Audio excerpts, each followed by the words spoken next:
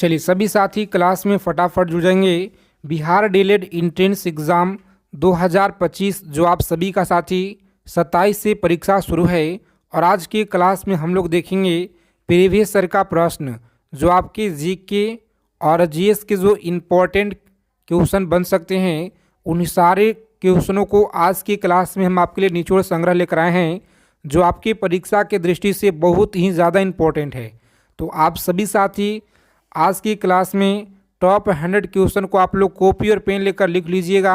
आप सभी के पेपर में साथी सवाल यहाँ से देखने को मिलेंगे बिल्कुल 100% जी। तो चलिए क्लास को बिना देरी किए हुए शुरू करते हैं। अगर आप लोग इस बार बिहार डीएलएड एंट्रेंस एग्ज़ाम को अच्छे नंबरों से क्वालिफाई करना चाहते हैं तो साथी क्लास को बिना स्किप किए हुए अंत तक देखिएगा और उसके बाद आप लोग स्कोर अपना कमेंट करके बताइएगा ईमानदारी पूर्वक जी। ठीक है, तो चलिए क्लास शुरू करते हैं। सभी साथी फटाफट चैनल को सब्सक्राइब कर लीजिएगा और बगल में एक बेल आइकन प्रेस करके ऑल पे ज़रूर आप लोग सेव कर लेंगे जी। देखिए यहाँ पे पहला नंबर सवाल पूछा गया है कि भारत में कौन सा मिट्टी सर्वाधिक है, बताएंगे। मोस्ट इम्पॉर्टेंट क्वेश्चन है परीक्षा की दृष्टि से, तो आप सभी लोग अच्छे से याद रखिएगा। जो भारत में सबसे ज़्यादा सर्वाधिक मिट्टी है, ऑप्शन नंबर ए आप लोग बता रहे हैं यहाँ पे बिल्कुल सही जवाब है जी। याद रखेंगे, ए ऑप्शन को लॉक करेंगे आप लोग और आगे बढ़ेंगे। चलिए सभी साथी इसी तरह से आंसर करेंगे, प्रत्येक सवाल का उत्तर कमेंट बॉक्स के माध्यम से बताते चलिए। हीराकुंड जल विद्युत परियोजना किस नदी पर स्थित है? हीराकुंड जल विद्युत परियोजना किस नदी पे है? चंबल पे है, गंडक नदी, महानदी, सोनभद्र है। तो याद रखिएगा महानदी, कौन सा? महानदी आप लोग याद रखेंगे, सी ऑप्शन हमारा सही आंसर है। आगे चलने से पहले सभी साथी क्लास को लाइक कर दीजिए फटाफट से। सभी साथी क्लास को लाइक कर देंगे जी और अपने फ्रेंड्स के पास आप लोग शेयर कर दीजिए। क्लास आपका रोजाना शाम को 7 PM पे और 8 PM रोज़ाना आप लोगों को यह क्लास कंटिन्यू अब दिया जा रहा है। तो रोज़ाना आप लोग क्लास में जुड़िए। अगर आपको इस बार एग्ज़ाम को अच्छे नंबरों से क्वालिफाई करना है तो निम्नलिखित में से मध्य प्रदेश का कौन सा शहर सिपहा नदी के तट पर बसा हुआ है? बताइए आप लोग, सिपहा नदी के तट पर कौन सा बसा हुआ है? तो आप सभी लोग अच्छे से याद रखेंगे। यहाँ पे उज्जैन शहर, कौन सा? उज्जैन शहर आप लोग याद रखेंगे।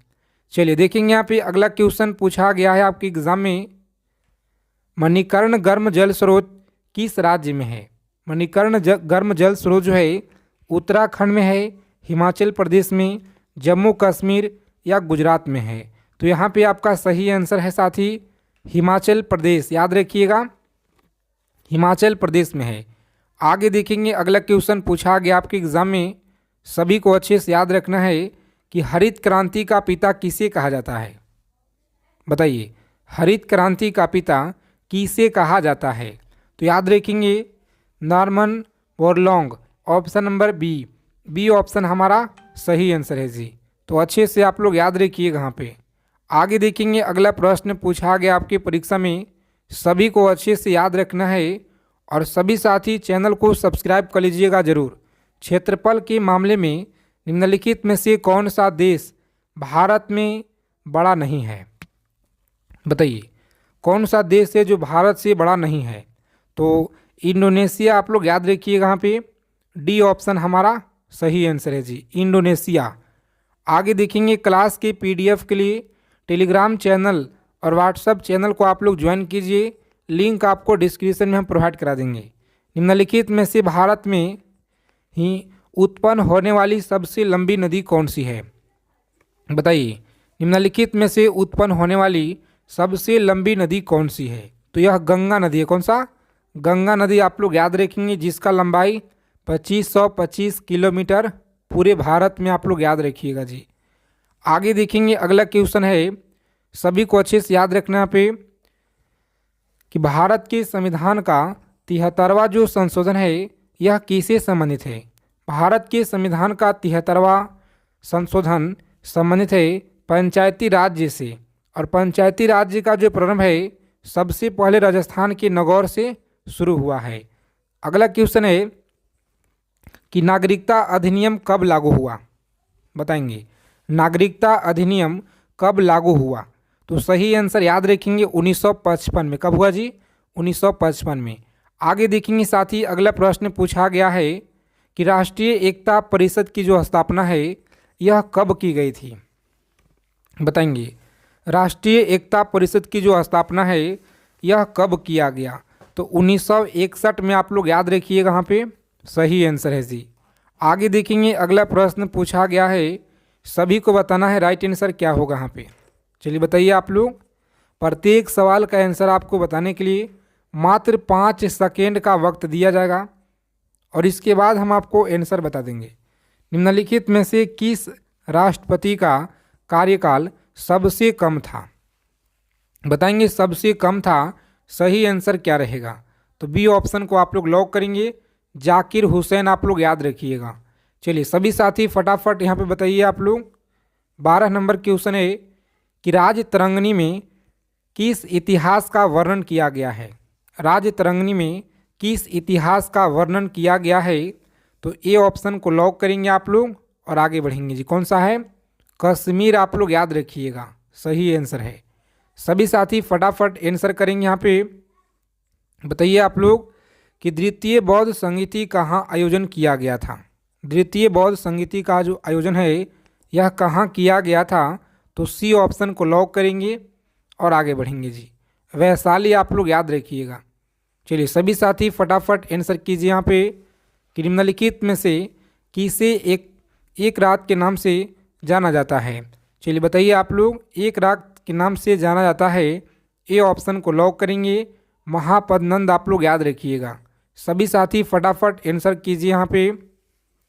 बताइए आप लोग राइट आंसर क्या रहेगा कि सिंधु घाटी सभ्यता की जो प्रमुख विशेषता है यह क्या थी? सिंधु घाटी सभ्यता की प्रमुख विशेषताएं क्या थी?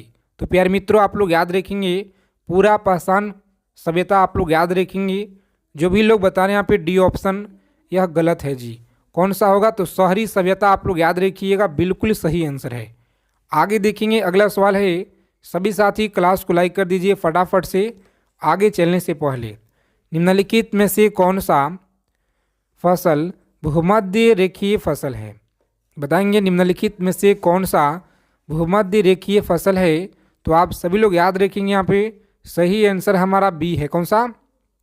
बी ऑप्शन को लॉक करेंगे और आगे बढ़ेंगे। चलिए देखेंगे यहाँ पे अगला सवाल पूछा गया है। सभी साथी अच्छे से आंसर कीजिए यहाँ पे। बताइए निम्नलिखित में से कौन सा एल्युमिनियम अयस्क सर्वाधिक महत्वपूर्ण है? बताएंगे कौन सा एल्युमिनियम अयस्क सर्वाधिक महत्वपूर्ण है? तो बॉक्साइड। आप लोग याद रखेंगे ऑप्शन नंबर बी ऑप्शन को आप लोग लॉक करेंगे यहाँ पे और आगे बढ़ेंगे। चलिए सभी साथी आंसर करेंगे यहाँ पे। 18 नंबर सवाल है आपकी स्क्रीन पे और अच्छे से आप लोग याद रखिएगा। सरहिंद नहर किस नदी पर स्थित है जी? बताइए आप लोग। सरहिंद जो नहर है यह किस नदी पर स्थित है? तो सतलज। आप लोग याद रखिएगा, ए ऑप्शन को लॉक करेंगे और आगे बढ़ेंगे। उपापाच्य क्या है? चलिए बताइए सभी साथी, उपापाच्य क्या है? तो जो भी साथी यहाँ पे बता रहे हैं ऑप्शन नंबर सी ऑप्शन को लॉक करेंगे आप लोग और आगे बढ़ेंगे जी। चलिए सभी को बताना है यहाँ पे। अगला सवाल पूछा गया है कि भारत में बॉक्साइट का सर्वाधिक उत्पादन किस राज्य के द्वारा किया जाता है? बताएंगे भारत में जो बॉक्साइट है सर्वाधिक उत्पादन किस राज्य के द्वारा किया जाता है? तो प्यारे मित्रों आप लोग याद रखिएगा, यह सवाल आपके बिहार डीएलएड एंट्रेंस एग्जाम में पिछले बार भी यह पूछा गया है जी। लॉक करेंगे ए ऑप्शन को, उड़ीसा और आगे बढ़ेंगे। सभी साथी चैनल को सब्सक्राइब करके बगल में बेल आइकन प्रेस करके ऑल पे ज़रूर आप लोग सेव कर लेंगे और क्लास को आप लोग अंत तक देखिए। अगर आपको इस बार एक सीट पक्का करना है तो देखिए, भारतीय वन जीवन में फ्लाइंग फॉक्स क्या है? तो साथियों आप लोग याद रखिएगा, यहाँ पे ए ऑप्शन को लॉक करेंगे, चमगादड़ याद रखिएगा। चलिए देखेंगे यहाँ पे अगला सवाल है, सभी को आंसर करना है फटाफट से। बताइए आप लोग, फोबोस और डायमोस निम्नलिखित में से ग्रहों में से किसके प्राकृतिक उपग्रह है? तो मंगल का उपग्रह आप लोग याद रखिएगा, सही आंसर है जी। आगे देखेंगे अगला क्वेश्चन पूछा गया है कि मरुभूमि राष्ट्रीय उद्यान किस प्रदेश में है। मरुभूमि राष्ट्रीय उद्यान किस प्रदेश में है, तो ए ऑप्शन को लॉक करेंगे, राजस्थान में आप लोग याद रखिएगा। चलिए सभी साथी आंसर करेंगे फटाफट से।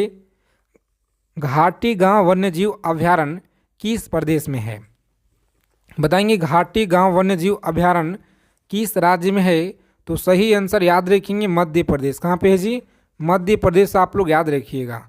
चलिए देखेंगे यहाँ पे साथी पूछा गया है 25 नंबर सवाल है कि बांधवगढ़ राष्ट्रीय उद्यान किस प्रदेश में है। बांधवगढ़ राष्ट्रीय उद्यान आप लोग याद रखिएगा मध्य प्रदेश में। कहाँ पे है जी, मध्य प्रदेश आप लोग याद रखिएगा। प्रोजेक्ट एलिफेंट की जो शुरुआत है यह कब किया गया, बताइए आप लोग।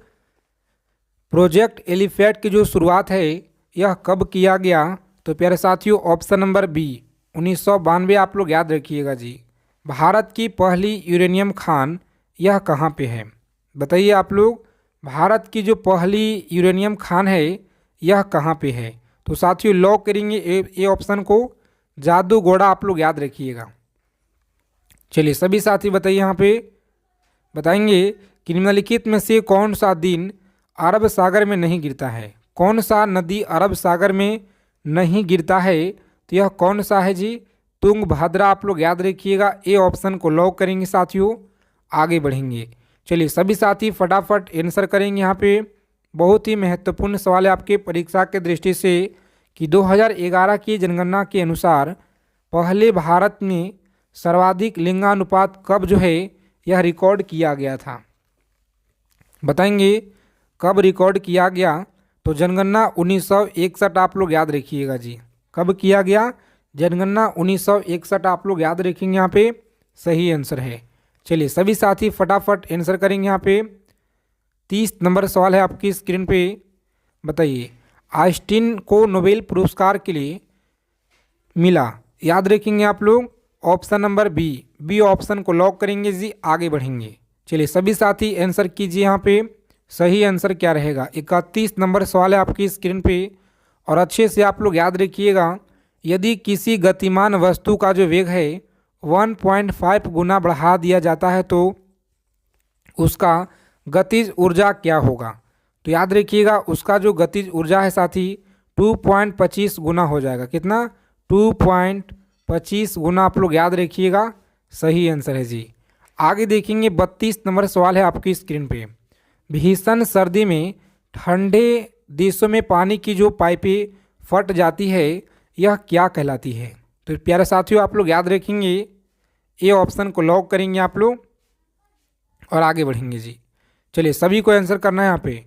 किसी द्रव के पृष्ठ तनाव का जो कारण है यह क्या कहलाता है, तो अणुओं के मध्य संसर्जक बल कहलाता है।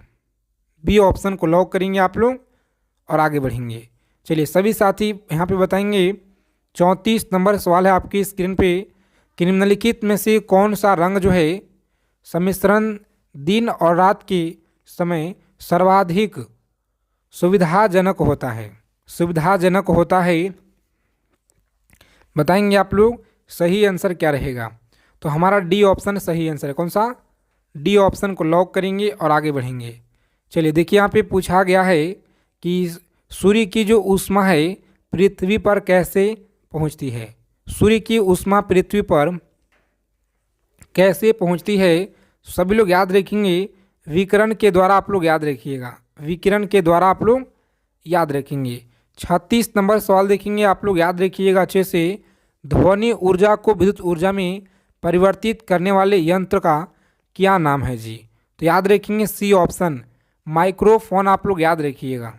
चलिए सभी साथी आंसर करेंगे फटाफट से यहाँ पे। 37 नंबर सवाल है कि वायु की सापेक्ष आर्द्रता का जो मापन है एवं रिकॉर्ड करने वाला उपकरण कौन सा है, तो हमारा बी ऑप्शन है। कौन सा, हाइग्रोमीटर आप लोग याद रखिएगा। चलिए सभी साथी फटाफट यहाँ पे आंसर करेंगे कि चावल पकाना कठिन होता है, तो याद रखेंगे चावल पकाना कठिन होता है पर्वत के शिखर पे, पर्वत के शिखर पर आप लोग याद रखिएगा, ए ऑप्शन रहेगा राइट आंसर।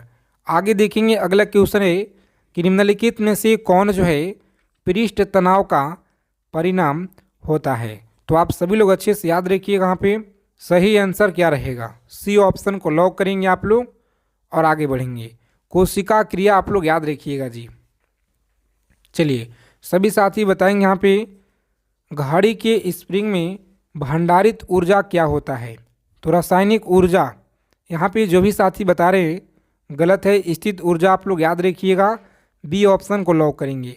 चलिए देखेंगे अगला प्रश्न, यहाँ पे याद रखिएगा जी, एंजाइम मूल रूप से क्या होता है। याद रखेंगे सी ऑप्शन रहेगा राइट आंसर, प्रोटीन आप लोग याद रखिएगा। चलिए देखेंगे अगला क्वेश्चन पूछा गया आपके परीक्षा में, बताइएगा शीतकाल की तुलना में ग्रीष्मकाल में अधिक मछलियाँ मरती है। सही आंसर है साथी सी ऑप्शन। चलिए आगे देखेंगे अगला प्रश्न पूछा गया है कि निम्नलिखित में से किस वर्ग के जीव जल्दी प्रजनन करते हैं। तो सही आंसर है ऑप्शन नंबर सी, बैक्टीरिया आप लोग याद रखिएगा। आगे देखेंगे 44 नंबर सवाल आपकी स्क्रीन पे है, पोर्टलैंड सीमेंट का जो आविष्कार है यह किसने किया था। तो साथियों याद रखेंगे सी ऑप्शन को लॉक करेंगे और आगे बढ़ेंगे। चलिए देखिए यहाँ पे 45 नंबर सवाल आपकी स्क्रीन पे है, 1857 के विद्रोह के समय भारत का गवर्नर जनरल कौन था। तो याद रखेंगे भारत का गवर्नर जनरल था लॉर्ड कैनिंग, आप लोग याद रखेंगे सी ऑप्शन। आगे देखेंगे पूछा गया सवाल आपके परीक्षा में, सबसे पहले गृह गति नियम का निरूपण किसने किया था। तो याद रखेंगे आप लोग सही आंसर है बी ऑप्शन को लॉक करेंगे आप लोग और आगे बढ़ेंगे जी। बी ऑप्शन हमारा सही आंसर है। किस प्रदेश में ब्रिटिश के विरोध बिरसा मुंडा का संचालन हो रहा था। तो इस प्रश्न का आंसर आप लोग कमेंट करके बताइएगा, देखते हैं कितने लोग सही जवाब दे पाते हैं। तो अगर आप लोगों को क्लास और क्वेश्चन अच्छे लगे, क्लास को लाइक करेंगे, चैनल को जरूर आप लोग सब्सक्राइब कर लेंगे साथी।